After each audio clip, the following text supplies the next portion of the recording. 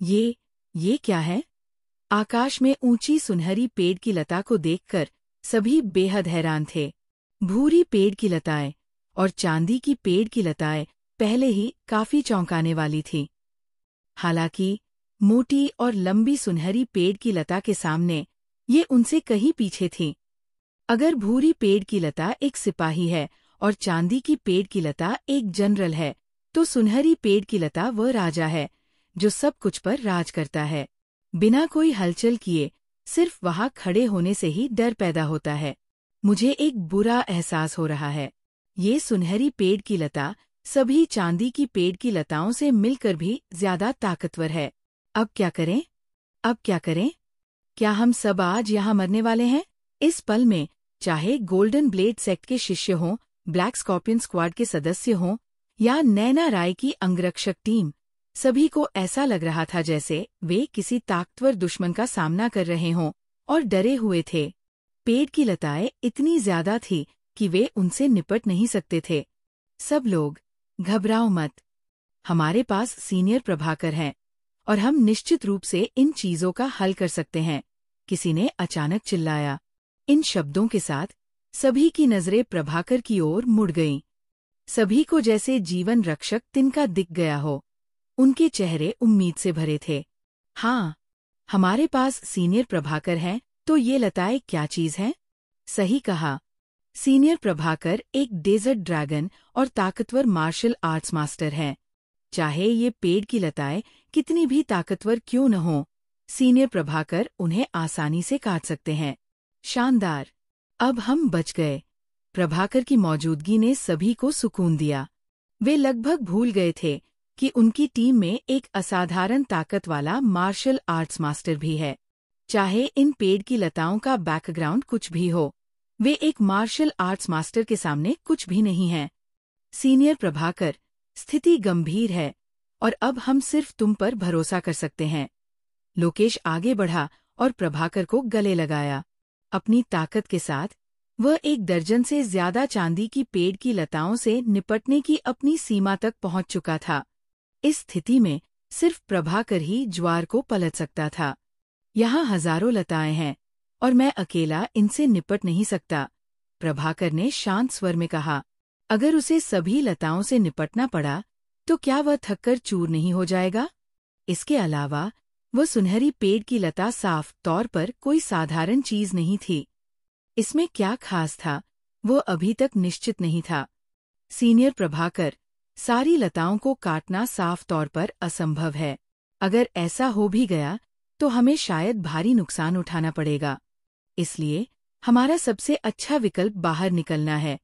इस समय नैना राय ने गंभीरता से कहा, हानि को कम करने के लिए हमें तुम्हारी जरूरत है कि तुम सुनहरी पेड़ की लता से निपटो और कुछ चांदी की पेड़ की लताओं को रोककर टोली के लिए जितना हो सके समय निकालो। जैसे ही हम घेरा तोड़ लेंगे, तुम कभी भी पीछे हट सकते हो। मरने की लड़ाई लड़ने का कोई जरूरत नहीं। सही कहा। ये सुनकर लोकेश ने बार बार सिर हिलाया। सीनियर प्रभाकर को सिर्फ 1 कप चाय जितना समय रोकना है। मैं तुमसे वादा कर सकता हूँ, लेकिन सवाल ये है, मुझे क्या फायदा? प्रभाकर ने अचानक पूछा। अपनी खेती के स्तर के साथ वह सभी को पीछे छोड़कर अकेले चला सकता था। इतने कृतघ्न तरीके से इन अजीब लताओं से निपटने की क्या जरूरत थी? फायदा? लोकेश स्तब्ध रह गया और जवाब नहीं दे सका। सीनियर प्रभाकर, क्या हम सहयोगी नहीं हैं? सहयोगियों के रूप में हमें सुख दुख साझा करना चाहिए। सहयोगी? प्रभाकर ने भौहें उठाईं। सबसे पहले साफ कर दूं, हम सिर्फ साथ यात्रा कर रहे हैं, प्रत्येक अपनी जरूरतें पूरी कर रहा है। हम सहयोगी नहीं हैं। इसके अलावा अगर हम सहयोगी भी होते, तो कौन कहता है कि हमें सुख दुख साझा करना ही होगा? ये लोकेश घुट गया और बोल नहीं सका। वाकई अफवाहें गलत नहीं थी। प्रभाकर एक मूडी व्यक्ति था। सीनियर प्रभाकर, अगर तुम्हारी कोई शर्त है तो बस बोल दो। जब तक हम कर सकते हैं, हम कभी मना नहीं करेंगे। नैना राय ने जल्दी जवाब दिया। साफ था कि प्रभाकर कुछ फायदा मांगने की योजना बना रहा था। खुशहाल नैना राय को इतना समझदार देखकर प्रभाकर मुस्कुराए बिना नहीं रह सका।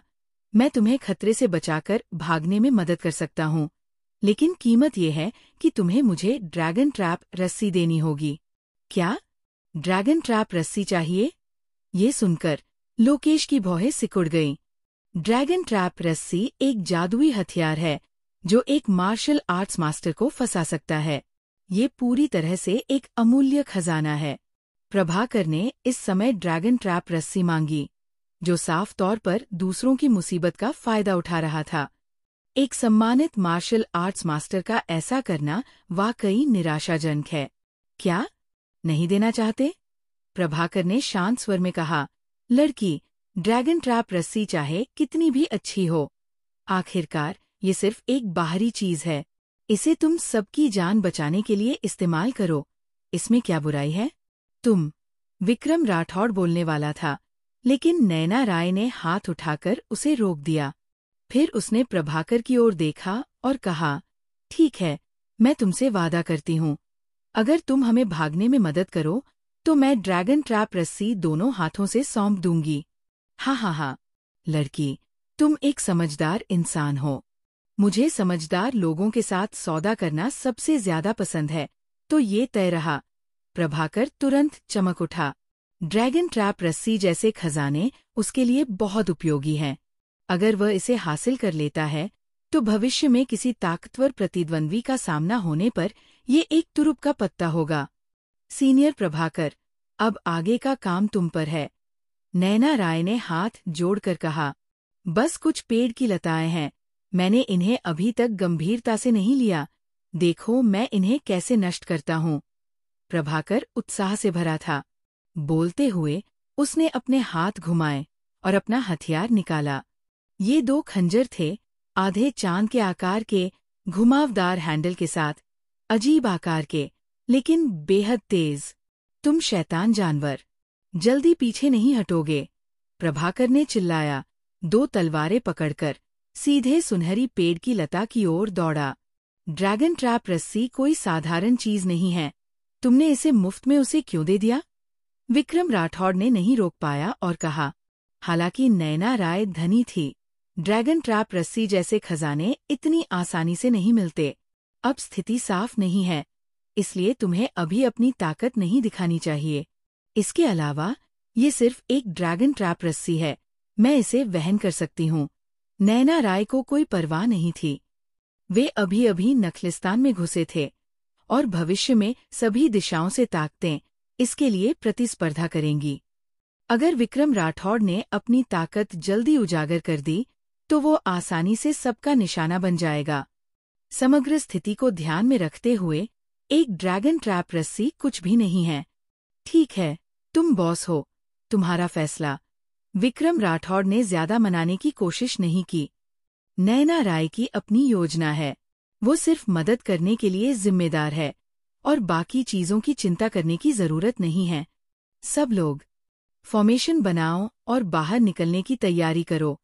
ये देखकर कि प्रभाकर ने पहले ही सुनहरी पेड़ की लता के खिलाफ लड़ाई शुरू कर दी थी, नैना राय ने तुरंत फैसला लिया। जल्दी से सभी को रक्षात्मक फॉर्मेशन बनाने का आदेश दिया और फिर आगे बढ़ने लगी। प्रभाकर बहुत ताकतवर था।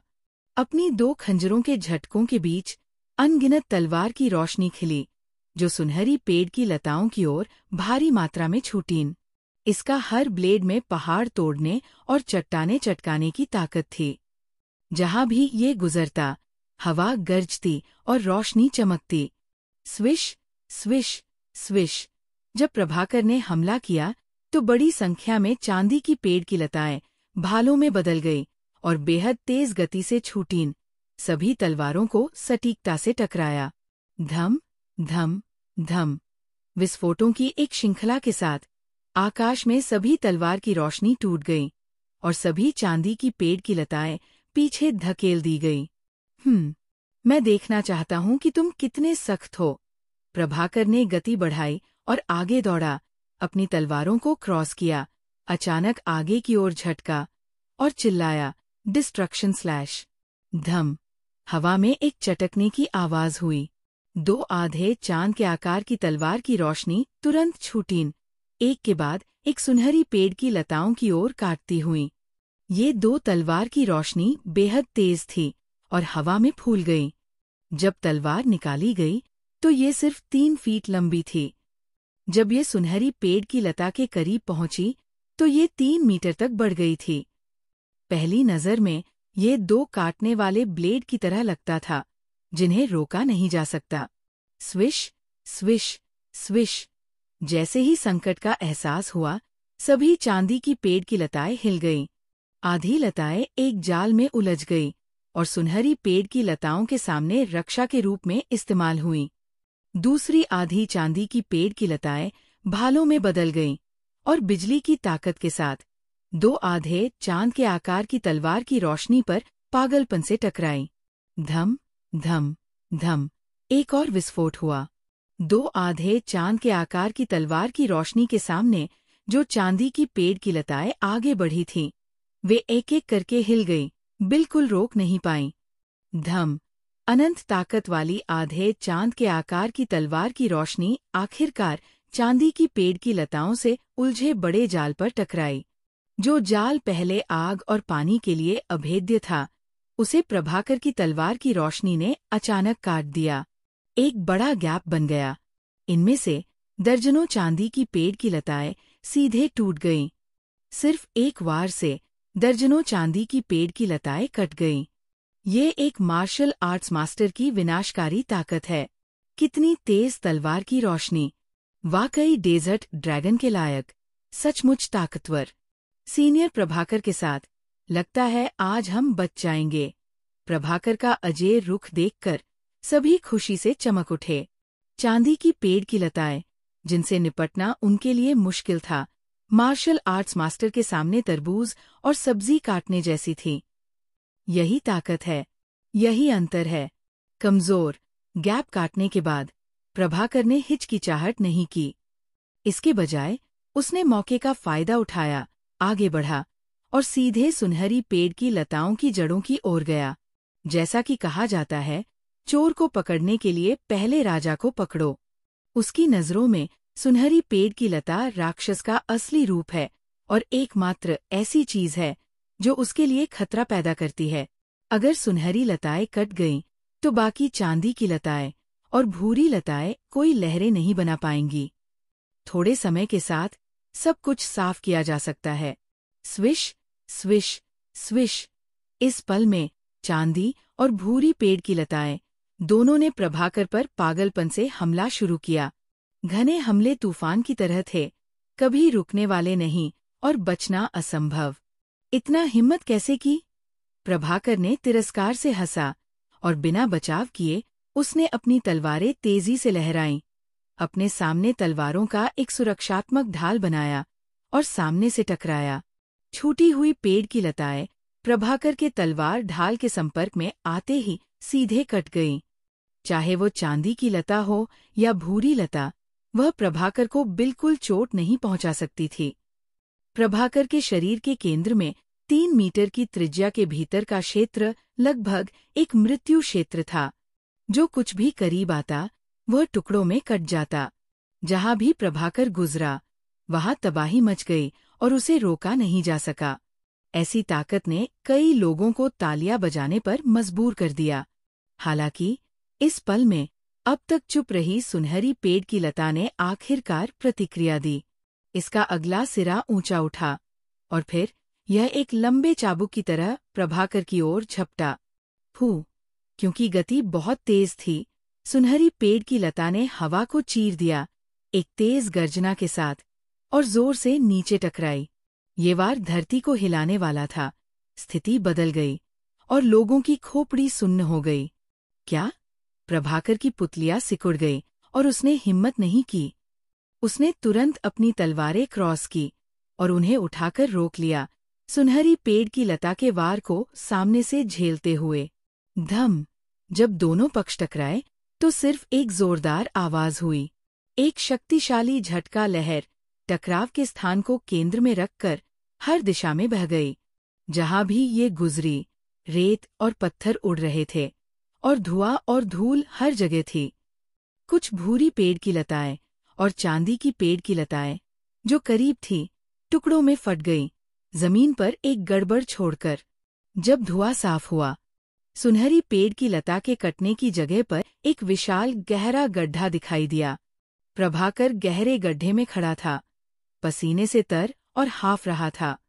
उसकी बाहें सुन्न थीं, उसका मुंह फट गया था और उसकी उंगलियों से खून की बूंदें धीरे धीरे जमीन पर टपक रही थी। इस पल में उसका चेहरा गंभीर था और अब वो बिल्कुल भी आराम से नहीं था। सुनहरी पेड़ की लता का अभी का वार इतना ताकतवर था कि भले ही उसने पूरी ताकत से रोक लिया, फिर भी उसे कुछ छोटी चोटें आईं। ये निश्चित है कि ताकत के मामले में वह सुनहरी पेड़ की लता का मुकाबला नहीं कर सकता। अगर वो सामने से टकराता तो शायद उसे कोई फायदा नहीं मिलता। मुझे नहीं लगा था कि ये चीज इतनी ताकतवर होगी। प्रभाकर ने हल्के से भौहें सिकोड़ी, सामने की सुनहरी पेड़ की लताओं को घूरते हुए। उसका चेहरा थोड़ा अनिश्चित था। सच कहें तो दुनिया में कोई नहीं सोच सकता था कि एक साधारण लता में मार्शल आर्ट्स मास्टर की हमले और रक्षा की ताकत हो सकती है। तुम अभी भी क्या कर रहे हो? भागो! प्रभाकर ने मुड़कर चिल्लाया। ये चीज बहुत मुश्किल से निपटने वाली है। मैं तुम्हें सिर्फ एक कप चाय जितना समय दे सकता हूँ। उसके बाद जीवन या मृत्यु तुम्हारी किस्मत पर है। इन शब्दों के साथ पूरे स्थान में हड़कंप मच गया और सनसनी फैल गई। प्रभाकर की शान देखकर उन्हें लगा था कि जीत निश्चित है, लेकिन उन्हें नहीं लगा था कि स्थिति इतनी जल्दी बदल जाएगी। शानदार डेजर्ट ड्रैगन, एक ताकतवर मार्शल आर्ट्स मास्टर, एक द्वंद्व के बाद पीछे रह गया। वह सुनहरी पेड़ की लता कितनी ताकतवर है? भागो! सभी ने हिम्मत नहीं की और तुरंत अपनी भागने की गति बढ़ा दी। अगर प्रभाकर वाकई इसे झेल नहीं पाया तो क्या वे सब यहाँ खत्म नहीं हो जाएंगे? नैना राय की अगुवाई में बड़ी टोली एक तेज तलवार की तरह जोरदार लड़ाई लड़ी और भूरी पेड़ की लताओं के घेरे को जल्दी भेदकर बाहर भागी। हालांकि इस पल में सुनहरी पेड़ की लता ने फिर से हमला किया। हमला नाकाम होने के बाद सुनहरी पेड़ की लता ने एक और हमला शुरू किया। इसका अगला सिरा ऊंचा उठा, जैसे एक मजबूत धनुष जिसकी डोर पूरी तरह खींची गई हो। थोड़े समय की ऊर्जा संचय के बाद ये फिर से गड्ढे में प्रभाकर पर टकराया। ये वार पहले से भी तेज और ज्यादा ताकतवर था। पूरी ताकत लगाने से पहले हवा और गरज की आवाज सुनी गई और यहाँ तक कि हवा भी आधे में फट गई थी। फू! एक और तेज गर्जना हुई। सुनहरी पेड़ की लताओं की गति और ताकत चांदी की पेड़ की लताओं से कहीं बेहतर थी और इसका हमला धरती को हिलाने वाला था। अपने सिर के ऊपर टकराती सुनहरी पेड़ की लताओं को देखकर प्रभाकर ने अब और इसका सामना करने की हिम्मत नहीं की। उसने दोनों पैरों से जमीन पर जोर मारा और बगल में छलांग लगा दी। उसी समय सुनहरी पेड़ की लता का एक शक्तिशाली वार उस जगह पर टकराया जहां प्रभाकर अभी खड़ा था। धम! एक जोरदार आवाज हुई और जमीन हिल गई। एक शक्तिशाली झटका लहर हर दिशा में बह गई, जैसे तेज हवा गिरे हुए पत्तों को बहा ले जाती हो। और जो गड्ढा अभी गहरा था वह फिर से कई मीटर तक धंस गया। एक गहरी खाई हवा में बन गई। डेंग डेंग डेंग! प्रभाकर विशाल टक्कर से चौंक गया और कुछ कदम पीछे हट गया। जब उसने देखा कि वो अभी कहाँ उतरा था, उसकी पलकें उछल पड़ी। सौभाग्य से उसने अभी जल्दी से बचाव किया था। अगर वो सामने से टकरा जाता तो शायद वह मर जाता या अक्षम हो जाता। इस चीज की घातकता बहुत डरावनी है और इसे जबरदस्ती नहीं झेलना चाहिए। धम! एक बार हवा में टकराने के बाद सुनहरी पेड़ की लता अभी भी हार मानने को तैयार नहीं थी और सीधे झटके एक तेज चाबुक में बदल गई, जमीन को खींचती हुई और प्रभाकर पर जोर से टकराई। जहां भी पेड़ की लताएं गुजरी वहां जमीन की मोटी परत कट गई। रेत और मिट्टी के साथ मिश्रित कंकड़ प्रभाकर की ओर गोलियों की तरह छूटे। क्या? प्रभाकर ने भौहें सिकोड़ी, दोनों पैरों से जमीन पर जोर मारा और तुरंत जमीन से उछलकर ऊंचा कूद गया, सुनहरी पेड़ की लताओं के झटके से बचते हुए। इस समय उसके आसपास की चांदी की लताएं अचानक हिलीं और भाले जैसी चांदी की लताएं हवा में प्रभाकर पर पागलपन से छेदने लगी। प्रभाकर ने अपनी तलवारें बार बार लहराईं, अपने शरीर के चारों ओर तलवार की रोशनी का एक गोला बनाया और छिपकर हमला करने वाली चांदी की लताओं को जल्दी काट लिया। हालांकि चांदी की पेड़ की लताओं का निपटारा होने से पहले जमीन पर सुनहरी पेड़ की लता ने एक और हमला शुरू किया। सुनहरी पेड़ की लता अचानक उछली जैसे ऑप्टिमस प्राइम और प्रभाकर पर जोर से टकराई। इस पल में प्रभाकर हवा में था, चांदी की पेड़ की लताओं से परेशान। वो बिल्कुल बच नहीं सकता था और सिर्फ ये देख सकता था कि सुनहरी पेड़ की लता उसके सिर पर टकरा रही थी। हद है, लड़ो! प्रभाकर ने दांत पीसे तुरंत फैसला लिया और फिर से अपने प्रसिद्ध स्टंट का इस्तेमाल किया, डिस्ट्रक्शन स्लैश। प्रभाकर ने अपनी तलवारें क्रॉस कीं, अपने पूरे शरीर की गैंग ची डाली और फिर हवा में सुनहरी पेड़ की लताओं पर झटका। शश शश! दो आधे चांद के आकार की तलवार की रोशनी तुरंत छूटीन, हवा में एक एक्स बनाते हुए और सुनहरी पेड़ की लताओं पर बेहद तेज गति से काटती हुई। तलवार की रोशनी हवा में फूल गई और पलक झपकते ही ये 3 फीट लंबी विशाल तलवार की रोशनी में बदल गई, जिसकी घातकता दोगुनी हो गई। फू! सुनहरी पेड़ की लता ने बचाव नहीं किया, बल्कि प्रभाकर की तलवार की रोशनी का सामना किया और जोर से टकराई। धम धम! सिर्फ 2 विस्फोट सुने गए। सुनहरी पेड़ की लता के भारी वार के तहत 2 विशाल आधे चांद के आकार की तलवार की रोशनी मौके पर ही फट गई, पूरे आकाश में रोशनी के बिंदुओं में बदलकर बिखर गई। तलवार की रोशनी के काटने से सुनहरी पेड़ की लताओं की गति सिर्फ थोड़ी कम हुई और साथ ही इसकी सतह पर 2 हल्के निशान दिखाई दिए। प्रभाकर का पूरा वार सुनहरी पेड़ की लता की रक्षा को भी नहीं तोड़ सका। क्या? बढ़ती हुई सुनहरी पेड़ की लता को देखकर प्रभाकर का चेहरा बदल गया, लेकिन इस समय वह अब बच नहीं सकता था, इसलिए उसे मजबूरी में तलवार से रोकना पड़ा। धम! एक जोरदार धमाका हुआ। सुनहरी पेड़ की लताएं प्रभाकर की तलवारों पर जोर से टकराईं। संपर्क के पल में प्रभाकर और उसकी चाकू एक बेसबॉल की तरह, जिसे विशाल ताकत ने मारा हो, दर्जनों मीटर उल्टे उड़ गए और फिर जमीन पर भारी गिर गए। कुछ देर के लिए उसका मुंह और नाक से खून बह रहा था, उसका पूरा शरीर लकवाग्रस्त था और वह दयनीय हालत में था। फू! इससे पहले कि प्रभाकर खड़ा हो पाता, सुनहरी पेड़ की लता का घातक वार पहले ही उस पर जोर से टकरा चुका था। ये वार तेज और उग्र था और ताकत पहले से भी ज्यादा थी। दूसरी ओर प्रभाकर का खून पूरे शरीर में उबल रहा था, उसके हाथ पैर कमजोर थे और वह कुछ देर के लिए हिल नहीं सकता था। वह सिर्फ असहाय होकर देख सकता था कि सुनहरी पेड़ की लता उसके सिर पर टकरा रही थी। उसके चेहरे पर डर का भाव था। उसने कभी सपने में भी नहीं सोचा था कि सुनहरी पेड़ की लता इतनी ताकतवर होगी, और उसने ये भी नहीं सोचा था कि उसका शानदार मार्शल आर्ट्स मास्टर यहाँ नुकसान उठाएगा। अगर उसे पता होता कि ऐसा होगा, तो उसे दूसरों के काम में दखल नहीं देना चाहिए था। वह आसानी से खुद को बचा सकता था, तो उसे दूसरों की जिंदगी की परवाह क्यों करनी थी? क्या? प्रभाकर ने अनिच्छा से गर्जना की और अपनी पूरी ताकत से अपनी बाहें उठाईं, आखिरी संघर्ष करने की कोशिश में। स्विश!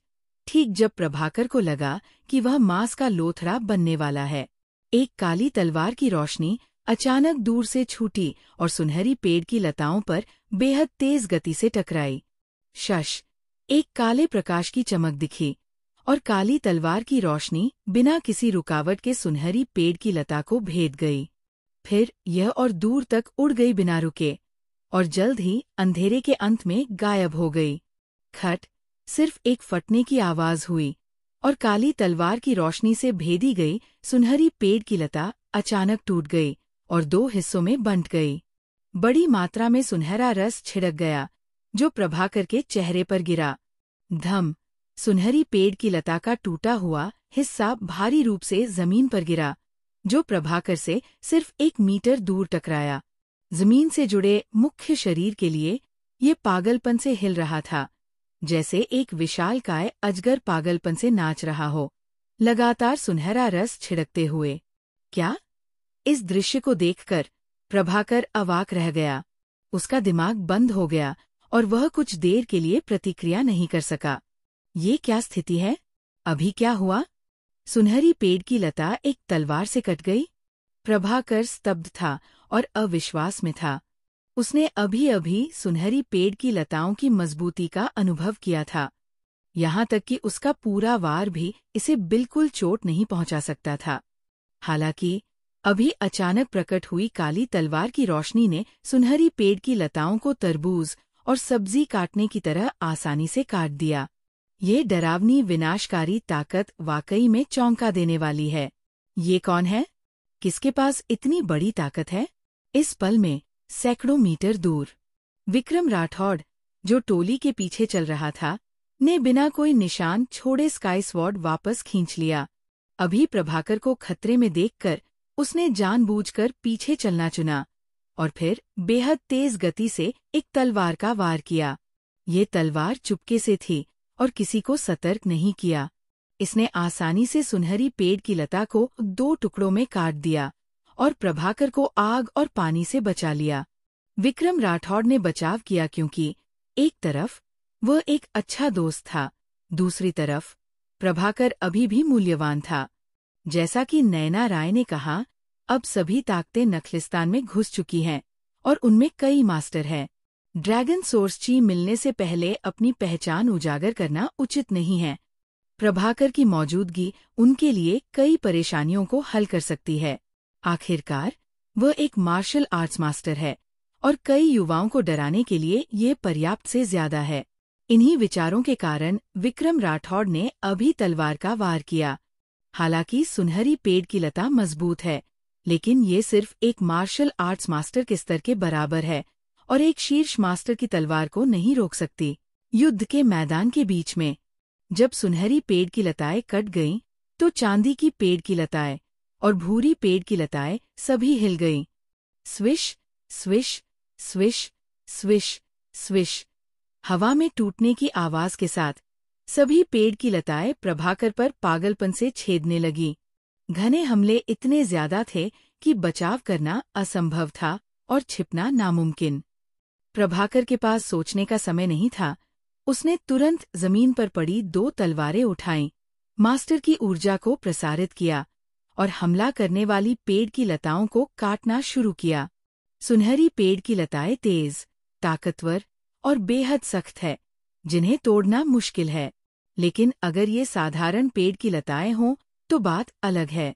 चाहे भूरी पेड़ की लताएं हों या चांदी की पेड़ की लताएं, वे प्रभाकर के लिए खतरा नहीं थीं। भले ही वो घायल था, वो आसानी से उनसे निपट सकता था। ठीक जब प्रभाकर को लगा कि वो खतरे से बाहर है, अगला दृश्य उसके चेहरे को पूरी तरह बदल गया और वह डर गया, क्योंकि उसने पाया कि कटी हुई सुनहरी पेड़ की लता सीधे मरी नहीं थी। बड़ी मात्रा में सुनहरा रस छिड़कने के बाद सुनहरी पेड़ की लता के घाव नंगी आंखों से दिखने वाली गति से ठीक होने लगे और इसका पिछला सिरा अभी भी तेजी से बढ़ रहा था। इसकी मजबूत जीवन शक्ति वाकई डरावनी थी। ऐसा कैसे हो सकता है? प्रभाकर की पुतलियां सिकुड़ गईं और वह अब शांत नहीं था। अभी एक अज्ञात मास्टर ने कार्रवाई की और एक तलवार से सुनहरी पेड़ की लताओं को काट दिया, उसे खतरे से बचा लिया। हालांकि अप्रत्याशित रूप से सुनहरी पेड़ की लता न सिर्फ मरी नहीं, बल्कि बढ़ती रही। एक बार अगर सुनहरी पेड़ की लता ठीक होकर अपने मूल रूप में वापस आ गई, तो क्या वह फिर से मुसीबत में नहीं पड़ जाएगा? यह सोचकर प्रभाकर तुरंत पीछे हट गया। वह अब घायल है और अब और लड़ने की पूंजी नहीं है, इसलिए उसे तुरंत पीछे हटना होगा। मेरे रास्ते से हटो! प्रभाकर गुस्से में गरजा और उसकी तलवारों ने तुरंत बड़ी मात्रा में तलवार की रोशनी छोड़ी, जो तूफान की तरह हर दिशा में छूटी। जो भी लताएं करीब आईं, उन्हें तेज तलवार की रोशनी ने कई टुकड़ों में काट दिया। पेड़ की लताओं के अवशेष बारिश की तरह जमीन पर गिरे। प्रभाकर को केंद्र में रखकर 5 मीटर की त्रिज्या के भीतर का क्षेत्र पूरी तरह से मृत्यु क्षेत्र में बदल गया। जो कुछ भी करीब आया, वह टुकड़ों में कट गया। प्रभाकर ने हमला किया और पागलपन से भागा। उसके शरीर की मास्टर ऊर्जा ज्वार की तरह उमड़ रही थी, बिना किसी खपत की परवाह किए। रास्ते में रुकावट डालने वाली सभी पेड़ की लताएं फट गईं। प्रभाकर अच्छी तरह जानता था कि उसे घेरा तोड़ने के लिए पूरी मेहनत करनी होगी, वरना जब सुनहरी पेड़ की लताएं ठीक हो जाएंगी तो भागने में बहुत देर हो जाएगी। एक उन्मादी लड़ाई के बाद प्रभाकर आखिरकार घेरे से बाहर निकल गया और फिर सामने की बड़ी टोली में शामिल हो गया। पेड़ की लताएं पीछा नहीं कीं। शायद वे हमले की सीमा से बाहर थीं। कुछ दांत और पंजे दिखाने के बाद भूरी पेड़ की लताएं और चांदी की पेड़ की लताएं सुनहरी पेड़ की लताओं की रक्षा करते हुए धीरे धीरे जमीन के नीचे वापस चली गई। सब कुछ फिर से शांत हो गया, जैसे कुछ हुआ ही न हो। लेकिन जमीन पर बिखरे पेड़ की लताओं के अवशेष और मानव लाशें अभी की लड़ाई की त्रासदी बयान कर रही थीं। कितना करीब था। मैं आखिरकार बच निकला। प्रभाकर ने अपनी माथे की पसीने को पोंछा और एक लंबी सांस छोड़ी। सौभाग्य से उसने प्यार की जंग नहीं लड़ी, वरना एक बार फंसने पर परिणाम भयानक होते। सीनियर प्रभाकर वाकई ताकतवर हैं। उन्होंने अकेले ही सभी पेड़ की लता राक्षसों को मार डाला। ये वाकई प्रशंसनीय है। वाकई मशहूर डेजर्ट ड्रैगन के लायक। उनकी ख्याति सही है। सीनियर प्रभाकर के बचाव के लिए धन्यवाद, वरना इस बार हमें भारी नुकसान उठाना पड़ता। प्रभाकर की शान देखकर सभी इकट्ठा हो गए और उनकी तारीफ करने लगे। वे अभी जल्दी में भाग रहे थे और साफ तौर पर नहीं देख पाए कि क्या हुआ। जब वे घेरा तोड़कर सुरक्षित क्षेत्र में पहुंचे तो उन्होंने मुड़कर देखा कि सुनहरी पेड़ की लता 2 टुकड़ों में टूट चुकी थी। दूसरी ओर प्रभाकर 2 तलवारें पकड़े हर दिशा में मार रहा था। अपनी तानाशाही ताकत से खून का रास्ता बना रहा था। ऐसी शान स्वाभाविक रूप से प्रशंसनीय थी। क्या? आसपास के लोगों की तारीफ सुनकर प्रभाकर का चेहरा अजीब लग रहा था। न खुशी थी न दुख। दूसरों को नहीं पता, लेकिन वो खुद अच्छी तरह जानता है। अगर अभी किसी विशेषज्ञ की गुप्त मदद न होती तो वो अब एक लाश होता। सुनहरी पेड़ की लताओं को अपनी तलवार की रोशनी से आसानी से काटने वाला वह प्रतिद्वंद्वी उससे कहीं ज्यादा ताकतवर था। उसने यहाँ तक कि एक साहसी अनुमान लगाया कि वह विशेषज्ञ शायद एक ग्रैंड मास्टर था। लेकिन समस्या ये है, इस जंगल में कोई बाहरी व्यक्ति नहीं है। इतना संयोग कैसे हो सकता है कि अचानक एक शीर्ष ताकतवर प्रकट हो जाए? क्या ये हो सकता है कि वह विशेषज्ञ उनके पास ही छिपा है? ये सोचकर प्रभाकर का दिल सिकुड़ गया और उसकी नजरें चारों ओर घूमीं, अपने दिमाग में उस मास्टर को ढूंढने की कोशिश में। लेकिन ऐसा लगता था कि सभी अज्ञात युवा लोग हैं। कुछ बड़े लोग कमजोर ताकत वाले लग रहे थे, जो तलवार वाले विशेषज्ञ से बहुत दूर थे। क्या ये वाकई में सिर्फ एक संयोग है? क्या कोई विशेषज्ञ संयोग से गुजर रहा था और उसकी जान बचा ली? सीनियर प्रभाकर, तुम्हें क्या हुआ? तुम्हारा चेहरा कुछ ठीक नहीं लग रहा। लोकेश ने अजीब तरह से पूछा। कुछ नहीं, अभी बहुत ज्यादा ऊर्जा खर्च हो गई और मैं थोड़ा थक गया हूँ। थोड़ी देर में ठीक हो जाऊंगा। प्रभाकर ने सिर हिलाया और फिर अचानक पूछा, वैसे तुम में से किसने अभी मुझे तलवार से सहारा दिया? तलवार से सहारा? ये सुनकर सभी एक दूसरे को देखने लगे, समझ नहीं पाए कि बात क्या है। वे अभी अपनी जान बचाने में व्यस्त थे और कुछ और की परवाह कैसे कर सकते थे? क्या अभी कुछ अप्रत्याशित हुआ था? सीनियर प्रभाकर, तुम्हारे पास अविश्वसनीय कौशल और ताकतवर ताकत है। हमें तुम्हारे सहारे की क्या जरूरत? सही कहा, हम तुम्हारे स्तर की लड़ाई में शामिल नहीं हो सकते। सीनियर प्रभाकर, क्या अभी किसी ने तुम्हारे प्रदर्शन को प्रभावित किया? ये वाकई निंदनीय है। सभी लोग बातें करने लगे और समझ नहीं पाए कि क्या हो रहा था। उनकी नज़र में सिर्फ प्रभाकर जैसे मास्टर स्तर के विशेषज्ञ में ज्वार को पलटने की क्षमता थी। अगर प्रभाकर ने अभी कार्रवाई न की होती तो उन्हें भारी नुकसान उठाना पड़ता। सीनियर प्रभाकर, क्या हुआ? लोकेश ने टटोलते हुए पूछा। नहीं, कुछ नहीं। अगर तुम नहीं थे तो छोड़ो। प्रभाकर ने सिर हिलाया और ज्यादा कुछ नहीं कहा। उसने सिर्फ टटोलने के लिए पूछा था, बिना कोई उम्मीद किए। अगर वाकई में कोई ताकतवर ग्रैंड मास्टर उसके आसपास छिपा होता तो वह इसे स्वीकार नहीं कर पाता। अब उसने सिर्फ यही सोचा कि एक विशेषज्ञ संयोग से गुजर रहा था और उसकी जान बचा ली।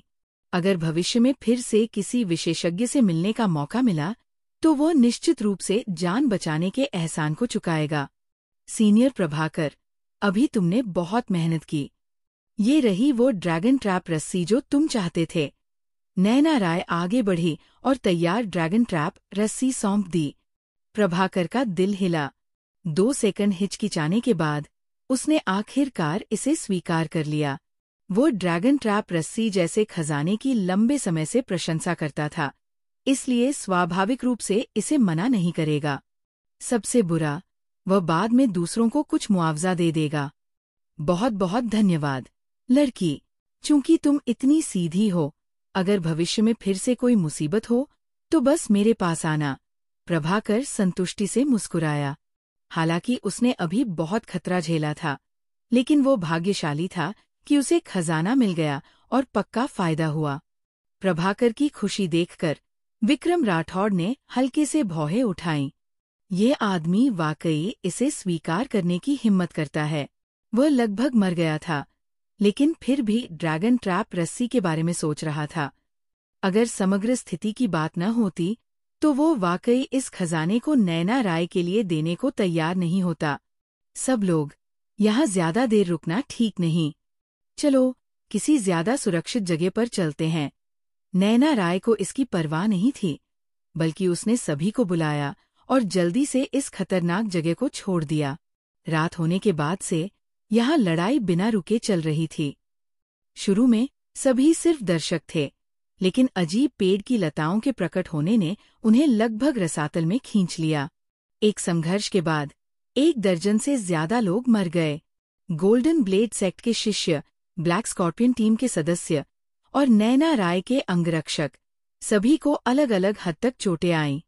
सिर्फ पहली रात में 1 दर्जन से ज्यादा लोग मारे गए और भविष्य में शायद और ज्यादा हताहत होंगे। इस पल में सभी को पता था कि ये खजाना तलाशने की यात्रा खतरों से भरी थी। जगह बदलकर आराम करने के बाद किसी को नींद नहीं आई, इसलिए वे बस सुबह होने तक जागते रहे। जब सुबह की पहली किरण पत्तियों की झिर्रियों से चमकी तो सभी ने राहत की लंबी सांस ली, जैसे वे एक आपदा से बच गए हों।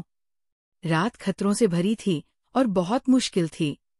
उन्हें हर समय सावधान रहना पड़ता था और हर तरह के राक्षसों से सतर्क रहना पड़ता था जो प्रकट हो सकते थे। ऐसे माहौल में सभी तनावग्रस्त और दबाव में थे। ये तब तक नहीं था जब सुबह हुई कि उनकी तनावग्रस्त नसें आखिरकार ढीली पड़ी। ज्यादातर राक्षस सिर्फ रात में सक्रिय होते हैं, लेकिन दिन में विशेष रूप से शांत और अपेक्षाकृत सुरक्षित होते हैं। जल्दी खाना बनाओ और पेट भरने के बाद आगे बढ़ते हैं, नैना राय ने आदेश दिया, और उसके मातहत जल्दी से व्यस्त हो गए। हालांकि ये नखलिस्तान बहुत खतरनाक है, फिर भी जो करना है वह करना होगा। जो खजाने ढूंढने हैं उन्हें ढूंढना होगा। इस बिंदु पर सभी के पास मजबूरी में आगे बढ़ने के अलावा कोई विकल्प नहीं था। एक तरफ ये अमीर होने के लिए है, दूसरी तरफ ये बेहतर जीवित रहने के लिए भी है।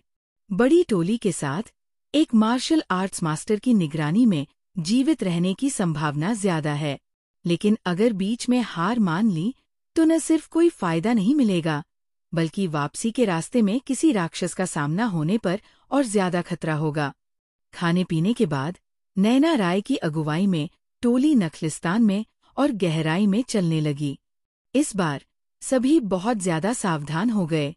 हर कदम सतर्कता से उठाया गया, इस डर से कि आसपास की कोई सोई हुई चीज को परेशान न कर दे। इस तरह लगभग 2 घंटे तक आगे बढ़ने के बाद दूर से अचानक मारने की आवाज आई। नैना राय ने तुरंत हाथ उठाकर सभी को रुकने का इशारा किया और फिर आगे की राह तलाशने के लिए जासूस भेजे। 1 कप चाय जितने समय के बाद जासूस लौटे और संबंधित स्थिति की जानकारी दी। मिस, सामने 2 गुटों की ताकतें लड़ रही हैं, जैसे कि वे किसी खजाने के लिए लड़ रहे हों। जासूस ने बताया। खजाने के लिए लड़ाई? नैना राय ने भौहें उठाईं। क्या तुम साफ तौर पर देख पाए कि ये क्या है? मैं डर गया था कि कहीं पकड़ा न जाओ, इसलिए बहुत करीब नहीं गया। मुझे ठीक ठीक नहीं पता कि खजाना क्या है, जासूस ने कहा। सब लोग, तुम्हारा क्या ख्याल है? नैना राय ने मुड़कर दूसरों से उनकी राय पूछी। चूंकि खजाना है, मुझे जाकर देखना होगा। प्रभाकर बहुत निर्णायक था। मैं सीनियर प्रभाकर से सहमत हूँ। सभी यहाँ खजाने की तलाश में आए हैं, तो अगर मौका है तो इसे छोड़ना नहीं चाहिए। लोकेश ने सिर हिलाया। जाकर देखना ठीक है। हम स्थिति के हिसाब से काम कर सकते हैं। करणवीर सहमत हुआ।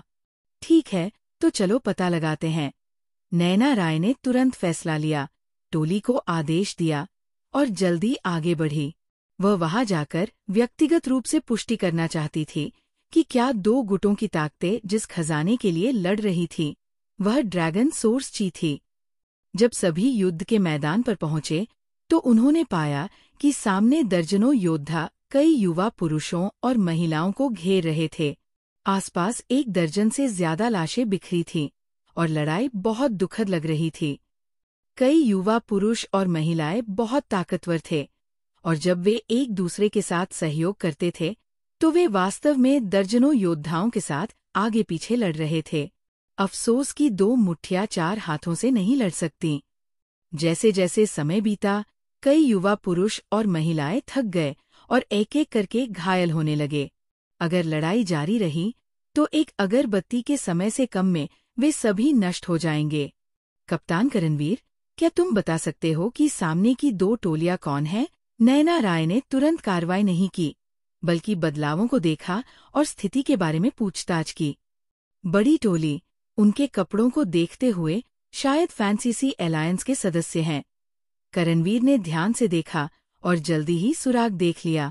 फैंसीसी अलायंस? इनका क्या बैकग्राउंड है? नैना राय ने पूछा।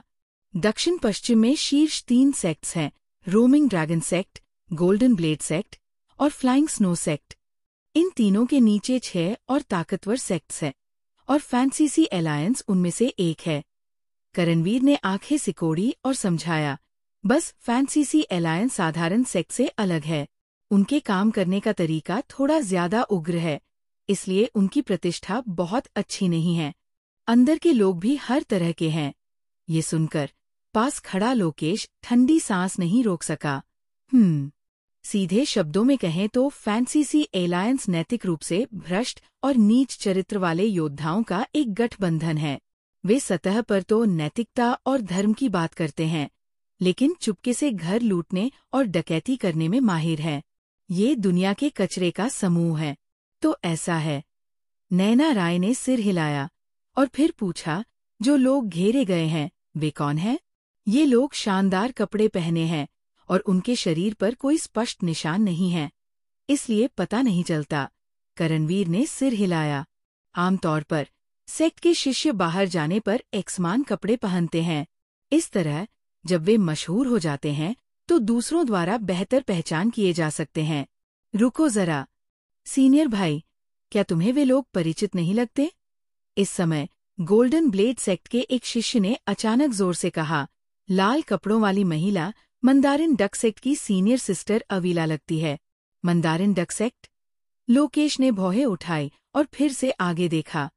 थोड़ा ध्यान से देखने के बाद उसका चेहरा अचानक बदल गया और वह चिल्लाया, वाकई अवीला है। भाई लोकेश, क्या वहां तुम्हारे कोई दोस्त हैं? नैना राय ने टटोलते हुए पूछा। दोस्त से बढ़कर? मंदारिन डक सेक्ट की वो सीनियर सिस्टर अवीला मेरे सीनियर भाई की मंगेतर है। गोल्डन ब्लेड सेक्ट के शिष्य ने आश्चर्य से कहा। मंगेतर? इन शब्दों के साथ सभी की नजरें उसकी ओर मुड़ गईं। इस भूतिया जगह में मिलना वाकई कोई साधारण किस्मत नहीं है। सब लोग, मुझे माफ करना, आज मुझे बचाव करना ही होगा। अपनी पहचान की पुष्टि करने के बाद लोकेश ने बिना कुछ कहे अपनी तलवार निकाली और आगे की ओर इशारा किया। गोल्डन ब्लेड सेक्ट के शिष्य, मेरे साथ चलो। ये कहकर वह सबसे आगे बढ़ा और मारने के लिए दौड़ा। अपनी मंगेतर के खतरे में होने पर वो स्वाभाविक रूप से चुपचाप नहीं बैठ सकता था। मारो। अपने सीनियर भाई को आगे बढ़ते देख गोल्डन ब्लेड सेक्ट के शिष्यों ने बिल्कुल भी हिचकिचाहट नहीं की और तुरंत अपनी तलवारें निकालकर युद्ध में शामिल हो गए। फैंसीसी अलायंस की प्रतिष्ठा पहले से ही बहुत खराब है। नेक लोग होने के नाते वे इस पर लंबे समय से नाराज थे। अब जब सीनियर भाई की मंगेतर को धमकाया गया है तो ये वाकई बहुत ज्यादा है। मिस नैना, गोल्डन ब्लेड सेक्ट और मंदारिन डक सेक्ट का हमेशा से अच्छा रिश्ता रहा है और दोनों सेक्ट्स के बीच अक्सर शादियां होती है। लोकेश की मंगेतर मंदारिन डक सेक्ट की सीनियर सिस्टर अवीला है, करणवीर ने संक्षेप में समझाया। समझ गई। नैना राय ने सिर हिलाया, फिर एक इशारा किया और आदेश दिया, टीम 1 और 2, तुरंत जाकर सहारा दो।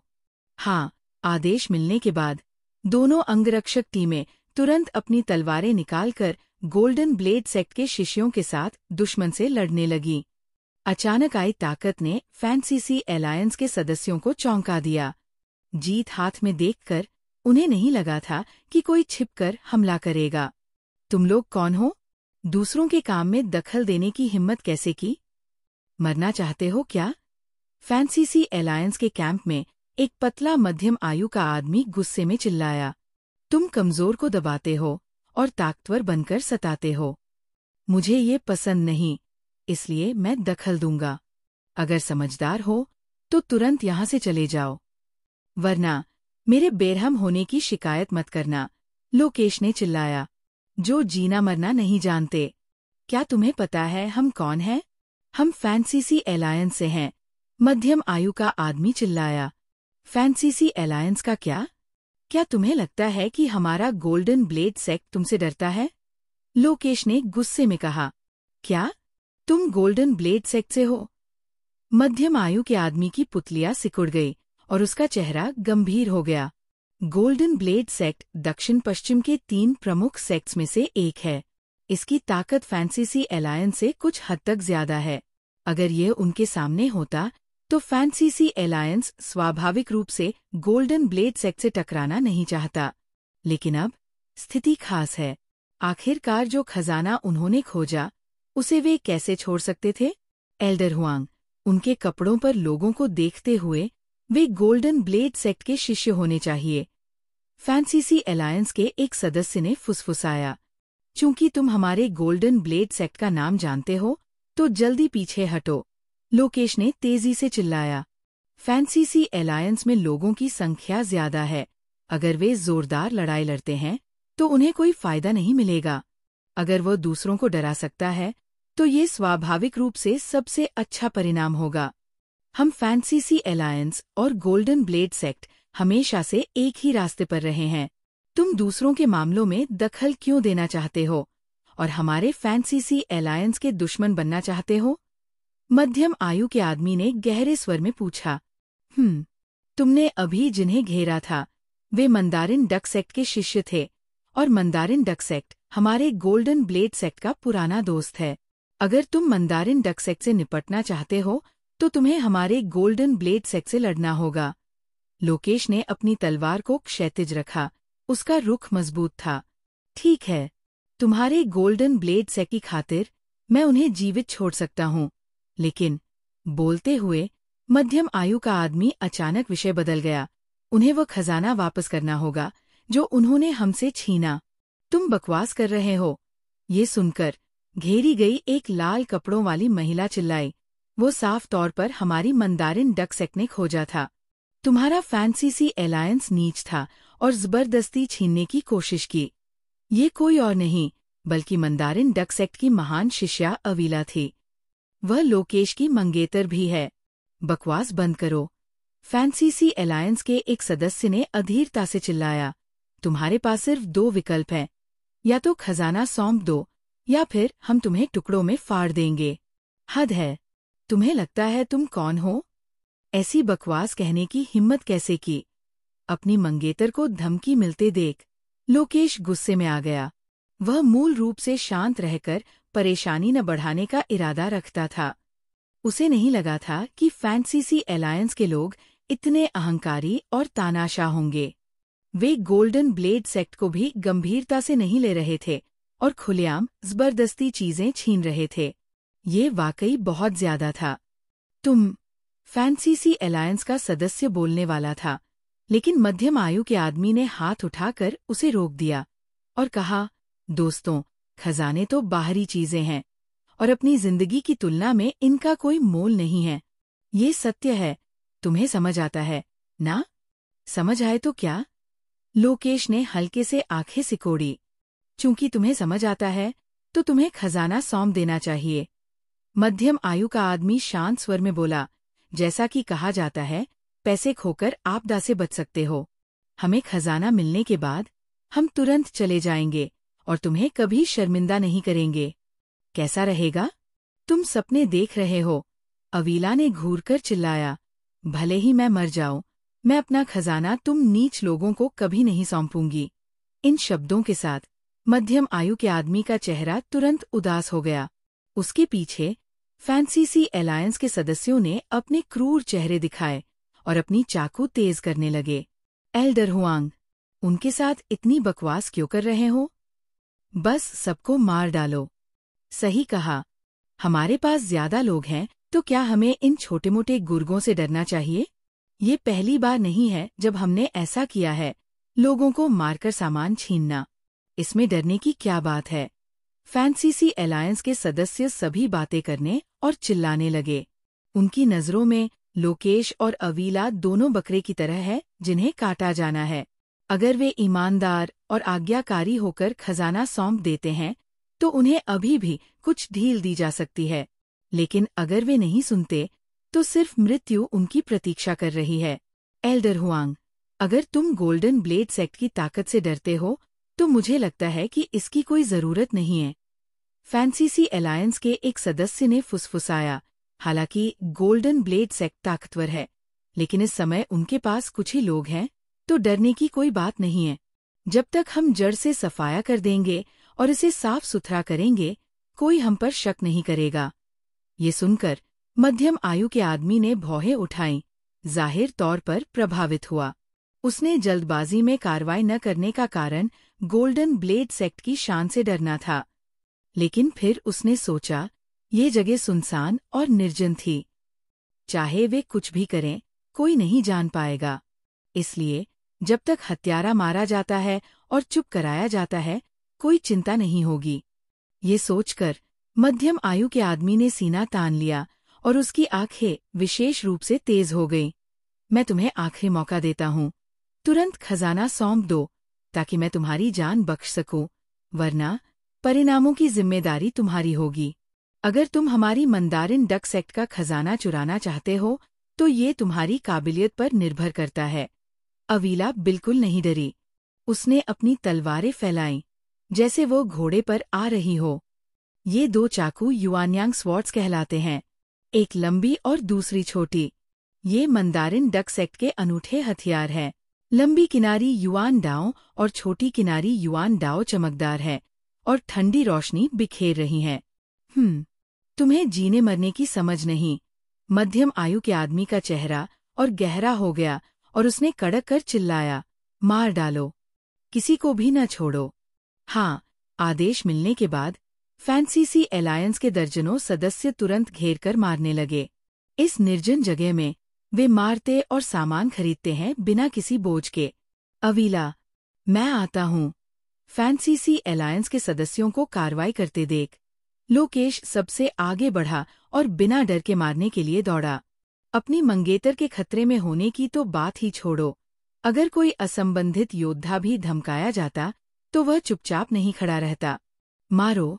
गोल्डन ब्लेड सेक्ट के शिष्य बारीकी से पीछे चल रहे थे, संख्या में कम होने के बावजूद, बिना किसी डर के। सीनियर सिस्टर, चलो, सहारा देने के लिए ऊपर जाते हैं। कई मंदारिन डक सेक्ट के शिष्य कार्रवाई करने वाले थे, लेकिन अवीला ने हाथ उठाकर उन्हें रोक दिया।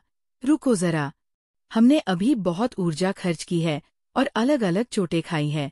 इस समय हमें पीछे नहीं हटना चाहिए। हमें पहले यहाँ से निकलना चाहिए। क्या? निकलना? ये सुनकर कई मंदारिन डक सेक्ट के शिष्य अवाक रह गए। गोल्डन ब्लेड सेक्ट के सहयोगी उनके लिए बहादुरी से लड़ रहे हैं। अगर वे इस समय चले गए तो क्या ये नदी पार करके पुल जलाने जैसा नहीं होगा?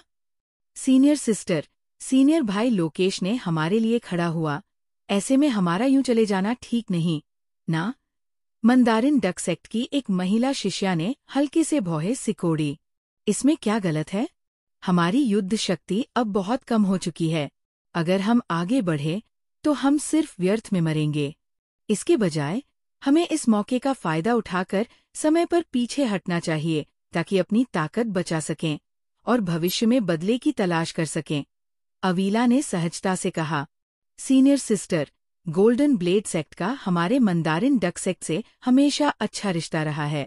अब जब सीनियर भाई लोकेश और अन्य खतरे में हैं, हम उन्हें कैसे अनदेखा कर सकते हैं? महिला शिष्या इसे बर्दाश्त नहीं कर सकी। अगर लोकेश ने अभी बचाव के लिए कदम नहीं उठाया होता तो उन्हें फैंसीसी अलायंस ने घेर कर मार डाला होता। अब लोकेश सामने खड़ा है और उनके लिए सारा दबाव ले रहा है। अगर वे दूसरी तरफ से आग देखते हैं और कुछ नहीं बचाते तो वे उन नीच लोगों से क्या अलग हैं? सीनियर भाई लोकेश उदार और नेक हैं। मैं इसे दिल में रखूंगी। हालांकि समग्र स्थिति को पहले रखना होगा। हमारी वर्तमान स्थिति में मदद करने जाना किसी काम का नहीं होगा। इसके बजाय ये खुद को खतरे में डालेगा। सबसे अच्छा विकल्प भागना है। अवीला ने गंभीर चेहरे के साथ कहा, जैसा कि कहा जाता है, हरी पहाड़ियां रहेंगी तो जलावन की कमी की चिंता नहीं होगी। जब हम इसे पार कर लेंगे और खजाना अपने मास्टर को वापस ले जाएंगे, मैं निश्चित रूप से सीनियर भाई लोकेश का बदला लूंगी। बदला? ये सुनकर कई मंदारिन डक सेक्ट के शिष्यों के चेहरे अजीब लगे। सभी मर गए तो बदले का क्या फायदा? सीनियर सिस्टर, सीनियर भाई लोकेश तुम्हारे मंगेतर हैं। मंदारिन डक सेक्ट की महिला शिष्या ने भौहें सिकोड़ी। तो क्या? अवीला का चेहरा ठंडा पड़ गया और उसने गहरे स्वर में कहा, मैंने कहा, सब कुछ समग्र स्थिति पर आधारित है। अब तुरंत पीछे हटो। अगर कोई अवज्ञा करने की हिम्मत करता है तो मुझे दोष मत देना कि मैं बेरहम हो गई। यह कहकर अवीला बिना किसी हिचकिचाहट के मुड़कर भाग गई। कई मंदारिन डक सेक्ट के शिष्यों ने जोरदार लड़ रहे लोकेश की ओर देखा और आखिरकार दांत पीसकर क्रूरता से चले गए। अवीला, जल्दी जाओ, मैं तुम्हारे लिए रोकता हूँ। लोकेश लड़ते हुए अवीला और दूसरों की सुरक्षा की चिंता भी कर रहा था। हालांकि जब वह मुड़ा तो उसे अपने पीछे कोई नहीं दिखा। क्या? दूर भागते हुए कई आकृतियों को देखकर लोकेश एक पल के लिए अवाक रह गया। उसने वाकई में नहीं सोचा था कि अवीला और बाकी लोग इतनी आसानी से भाग जाएंगे। शुरू से अंत तक एक सलाम भी नहीं। अगर पीछे हटना ही था तो कम से कम पहले बता देना चाहिए था ना? अब ये क्या गिना जाता है? साथियों को बेचना? भाई लोकेश ने अपनी जान जोखिम में डालकर बचाव किया, लेकिन मंदारिन डक सेक्ट के शिष्य मुड़कर भाग गए। क्या कृतघ्न लोगों का झुंड! पास में छिपे करणवीर ने सिर हिलाया। उसका चेहरा तिरस्कार से भरा था। लोगों का दिल अप्रत्याशित होता है। लगता है भाई लोकेश की मंगेतर कोई अच्छी इंसान नहीं है। बेचारा भाई लोकेश कुछ कृतघ्न भेड़ियों की वजह से खुद को मुसीबत में डाल लिया। सभी लोग बातें करने और चर्चा करने लगे। कहा जाता है कि गोल्डन ब्लेड सेक्ट और मंदारिन डक सेक्ट पारिवारिक दोस्त हैं और लोकेश और अवीला की सगाई हो चुकी है। सामान्य तौर पर अगर खतरा हो तो दोनों को मिलकर दुश्मन से लड़ना चाहिए और एक अच्छी कहानी बनानी चाहिए। लेकिन नतीजा क्या हुआ? अवीला ने बिना किसी हिचकिचाहट के लोकेश को बेच दिया। ये क्रूरता वाकई दिल को ठंडा कर देती है। सीनियर भाई, सीनियर सिस्टर अवीला और बाकी लोग भाग गए लगते हैं। अब हम क्या करें? कुछ देर लड़ने के बाद गोल्डन ब्लेड सेक्ट के शिष्यों को जल्दी ही कुछ असामान्य दिखा और सभी के चेहरे खराब हो गए। उन्होंने मंदारिन डक सेक्ट के शिष्यों के लिए आग और पानी में कूद पड़े, लेकिन नहीं सोचा था कि मंदारिन डक सेक्ट के शिष्य बिना सलाम किए पहले अपनी जान बचाने भाग गए। उन्हें यहाँ अकेले लड़ने के लिए छोड़ दिया। इस तरह के विश्वासघात और धोखे को कोई भी बर्दाश्त नहीं कर सकता। अब जब ऐसा हो गया है, हमारे पास उनके साथ लड़ने के अलावा कोई चारा नहीं है। लोकेश ने दांत पीसे और भी जोरदार लड़ाई लड़ी। अरे, क्या तुम गोल्डन ब्लेड सेक्ट के शिष्य बेवकूफ हो? लोगों ने तुम्हें बेच दिया और तुम अभी भी यहाँ मेहनत कर रहे हो। क्या बात है? मध्यम आयु का आदमी चिल्लाकर गाली देने लगा। ऐसे बेवकूफ युवाओं का झुंड मिलना वाकई बदकिस्मती थी। बकवास बंद करो। अगर लड़ना है तो लड़ो। हमारे मर्द असल में सच देखेंगे, लोकेश ने चिल्लाया। हद है, क्या पागलों का झुंड? मध्यम आयु का आदमी चिल्लाया और अपने आसपास के लोगों को आदेश दिया, तुम दोनों प्रत्येक एक टीम लेकर उस लड़की को वापस लाओ। खजाना अभी भी उसके हाथों में है, उसे भागने मत देना। हाँ, बाएं और दाएं के 2 लोगों ने जवाब दिया। फिर फैंसीसी अलायंस के 1 दर्जन सदस्यों को लेकर उस दिशा में तेजी से पीछा किया जहां मंदारिन डक सेक्ट के शिष्य गायब हुए थे। फैंसीसी अलायंस के बाकी सदस्यों ने गोल्डन ब्लेड सेक्ट के शिष्यों को घेर कर मारना जारी रखा। भले ही 1 दर्जन से ज्यादा लोग निकल गए, फैंसीसी अलायंस को अभी भी संख्या में पूर्ण लाभ था। सौभाग्य से लोकेश और उसकी टीम बहुत ताकतवर थी और लड़ते समय विशेष रूप से बहादुर थे। कुछ देर के लिए फैंसीसी अलायंस के सदस्य बहुत ज्यादा दबाव डालने की हिम्मत नहीं कर सके। बेशक, मुख्य कारण ये है कि उनकी नज़रों में गोल्डन ब्लेड सेक्ट के शिष्य पहले से ही कछुए की तरह फंस चुके हैं और अपनी जान जोखिम में डालने की कोई जरूरत नहीं है। मानव समुद्र रणनीति का उपयोग करके पूरी ताकत से लड़ना सबसे सुरक्षित विकल्प है। भाई लोकेश और बाकी लोग अब और नहीं झेल सकते, सब लोग सहारा देने जाओ। गोल्डन ब्लेड सेक्ट के शिष्यों को खतरे में देखकर नैना राय ने अब और रुकावट नहीं की और तुरंत हमले का आदेश दिया। एक पल में करीब 100 लोग तुरंत झुंड में निकले और सामने के युद्ध के मैदान की ओर दौड़े। अचानक बदलाव ने फैंसीसी अलायंस के सदस्यों में हड़कंप मचा दिया। क्या हुआ? ये लोग कहाँ से आए? हद है, ये गोल्डन ब्लेड सेक्ट के रीइंफोर्समेंट्स लगते हैं। हद है, एक और ताकत की लहर आ रही है। हम आज वाकई बदकिस्मत हैं। फैंसीसी अलायंस के सदस्य गाली देने लगे और विशेष रूप से नाखुश थे। वे सिर्फ मंदारिन डक सेक्ट से खजाना छीनना चाहते थे, लेकिन नहीं सोचा था कि पहले गोल्डन ब्लेड सेक्ट के शिष्यों का एक समूह प्रकट होगा, फिर अज्ञात मूल के लोगों का एक समूह। अब तक न सिर्फ उन्हें कुछ नहीं मिला, बल्कि कई भाइयों को खो दिया। एल्डर कमलेश, अब क्या करें? ये लोग अच्छी तरह प्रशिक्षित हैं और जाहिर तौर पर अच्छे लोग नहीं हैं। एक व्यक्ति ने जल्दी से पूछा, क्या कर सकते हैं? उनकी संख्या ज्यादा है तो बेशक हमें पीछे हटना होगा।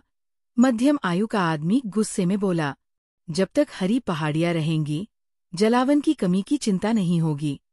यहाँ वैसे भी कोई लाभ नहीं है, तो मेहनत करने की जरूरत नहीं है। वापस हटो, जल्दी वापस हटो। आदेश मिलने के बाद फैंसीसी अलायंस के सदस्य बिना कुछ कहे भाग गए। जाने से पहले उन्होंने कवर के लिए धुएं के गोले फेंकना नहीं भूले। भागने में वे पेशेवर हैं। गरीब डाकुओं का पीछा मत करो। नैना राय ने उन अंगरक्षक सदस्यों को रोक दिया जो पीछा करने वाले थे। उसका लक्ष्य लोगों को बचाना है, अनावश्यक मामले बढ़ाने की जरूरत नहीं है। भाई लोकेश, तुम ठीक हो? नैना राय आगे बढ़ी और पूछा। छोटी मोटी चोट है, कोई बात नहीं। लोकेश ने अपनी बाह पर कट को देखा और उस पर ज्यादा ध्यान नहीं दिया। अभी उसने अगुवाई की थी और ज्यादातर दबाव लिया था। सौभाग्य से वह इतना ताकतवर था कि स्थिति को झेल सका। यहाँ आओ। भाई लोकेश की पट्टी करो। नैना राय ने मेडिकल सैनिकों को घायलों के इलाज के लिए बुलाया। आह! इस समय दूर से अचानक एक चीख आई। नहीं, अवीला खतरे में है।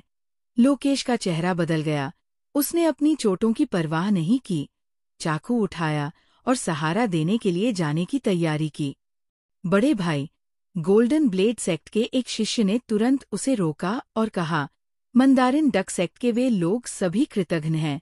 क्या तुम अभी भी उनकी मदद करना चाहते हो? मत भूलो, अभी उन्होंने हमें अकेले भागने के लिए छोड़ दिया था। अब अगर उन्हें कोई खतरा हो तो ये उनकी अपनी गलती है, ऐसा मत कहो। मंदारिन डक सेक्ट के शिष्य गंभीर रूप से घायल थे। शायद उन्होंने हमें नुकसान पहुंचाने के डर से पीछे हटना चुना। लोकेश ने तर्क करने की कोशिश की। बड़े भाई, बेवकूफ मत बनो।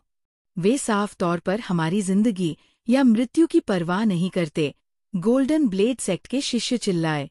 अगर थोड़ा भी वफादारी होती और आभार जानते तो वे इतना विश्वासघात नहीं करते। भले ही वाकई में भागना हो, कम से कम हमें बता तो देना चाहिए था। इसके बारे में बाद में बात करेंगे। अभी अवीला की जान खतरे में है और मैं उसे मरने के लिए नहीं छोड़ सकता। लोकेश थोड़ा बेचैन था। अपने जूनियर भाई को धकेलकर फिर चाकू हाथ में लेकर आवाज की दिशा में दौड़ा। बड़े भाई, तुम बहुत भोले हो। कई गोल्डन ब्लेड सेक्ट के शिष्यों ने दांत पीसे और पैर पटके, जैसे कि वे लोहे से नफरत करते हों। लेकिन उनके पास कोई चारा नहीं था सिवाय अपनी घायल देह को खींचकर जल्दी पीछे चलने के। हालांकि वे अवीला के विश्वासघात से नफरत करते थे, वे अपने सीनियर भाई को अकेले जोखिम में नहीं देख सकते थे। लोकेश और उसका दल आवाज का पीछा करते हुए पहुंचे। जैसे ही वे स्थान पर पहुंचे, उन्होंने देखा कि अवीला को फैंसीसी अलायंस के सदस्यों ने घेर लिया था। पहले के मंदारिन डक सेक्ट के शिष्य खून के गड्ढे में गिर चुके थे। सिर्फ अवीला बची थी, जो मुश्किल से डटी हुई थी। वह पहले से ही घायल थी और बहुत खपत हो चुकी थी। एक बार घिरने के बाद उसका भाग्य कल्पना किया जा सकता है। भाइयों, यह लड़की फूल जैसी सुंदर है। इसे मारना बेकार होगा। मुझे इसे जिंदा पकड़ो। हम आज खूब मजे करेंगे। अगुवा करने वाला एक आदमी चिल्लाया। उसकी आंखें चमक रही थी, अवीला की पतली काया को घूरते हुए। कोई दिक्कत नहीं। फैंसीसी अलायंस के एक समूह के सदस्यों ने क्रूरता से मुस्कुराया।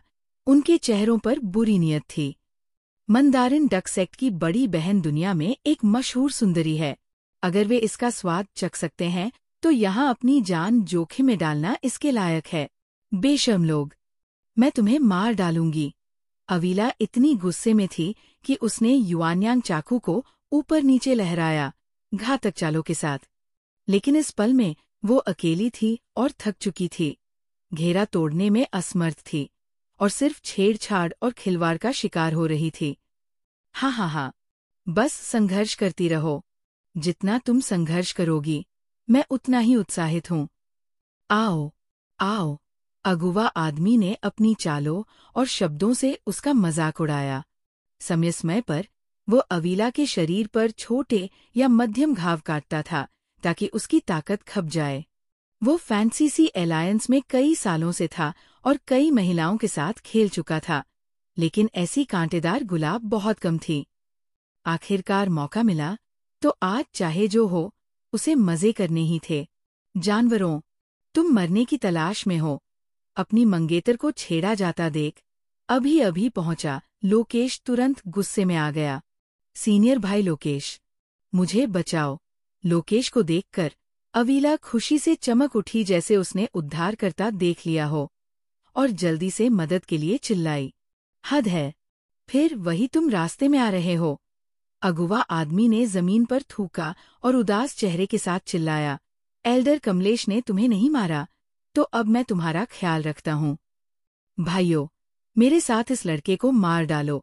बोलते हुए उसने हाथ हिलाया और तुरंत फैंसीसी अलायंस के एक समूह के सदस्यों को लेकर मारने के लिए दौड़ा। धम, धम, धम, धम, धम। इस पल में दूर से बड़ी संख्या में क्रॉसबो तीर छूटे, लोकेश और बाकियों के ऊपर से गुजरे और सटीक रूप से फैंसीसी अलायंस के सदस्यों पर टकराए। एक पल के लिए फैंसीसी अलायंस के सदस्य बार बार चीखे। कुछ गंभीर रूप से घायल होकर जमीन पर गिर गए और कुछ मौके पर ही मर गए। सिर्फ एक सैल्वो में फैंसीसी अलायंस के लगभग आधे सदस्य मारे गए। हद है, क्या हो रहा है? ये छिपा हुआ तीर कहाँ से आया? अगुवा आदमी चौंक गया और गुस्से में था। हॉलमास्टर, क्या ये गोल्डन ब्लेड सेक्ट के रीइंफोर्समेंट्स हो सकते हैं? एक व्यक्ति घबराहट में बोला। रीइंफोर्समेंट्स? अगुवा आदमी का चेहरा बदल गया और उसने जल्दी से कहा, नहीं, भागो। तब उसे आखिरकार समझ आया कि क्यों लोकेश और बाकी लोग मरे नहीं। बल्कि घेरे से निकलकर मदद के लिए दौड़े। पता चला कि कोई और ताकतें चुपके से मदद कर रही थी। वापस हटो, जल्दी वापस हटो। जमीन पर पड़ी लाशों को देखकर फैंसीसी अलायंस के बाकी सदस्यों ने हिम्मत नहीं की, मुड़कर भाग गए। Swish, swish, swish. दूर से एक और सैल्वो हुआ और बड़ी संख्या में क्रॉसबो तीर तूफान की तरह सीधे फैंसीसी अलायंस के सदस्यों पर टकराए।